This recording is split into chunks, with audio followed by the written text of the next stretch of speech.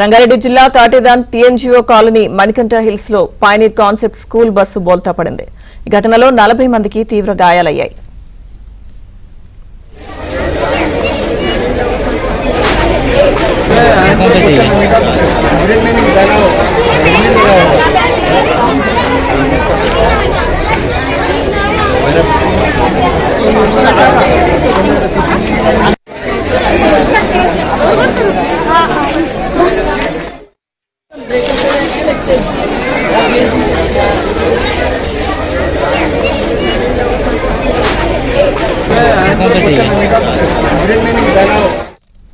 రంగారెడ్డి జిల్లా Katedan TNGO colony Manikanta hills లో pioneer concept school bus బోల్తా పడింది. ఘటనలో 40 మంది విద్యార్థులకు తీవ్ర గాయాలయ్యాయి. పూర్తి అప్డేట్స్ మా క్రైమ్ బ్యూరో ఇన్ఛార్జ్ వెంకట్ అందిస్తారు. వెంకట్, లక్ష్మీదుర్గ ఏదైతే హైదరాబాద్ కాటేదాన్ లో స్కూల్ బస్సు పెను ప్రమాదం తప్పింది. ఎందుకంటే టీఎన్జీఓ కాలనీలో ఉన్న మణికంఠ హిల్స్ లో ఈ ఘటన జరిగింది.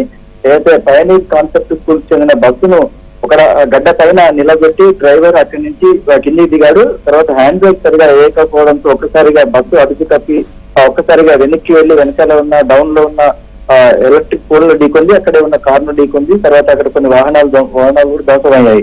ఈ ప్రమాదంలో బస్సులో ఉన్న దాదాపు 38 నుంచి 40 మంది పిల్లలు ఉన్నారు.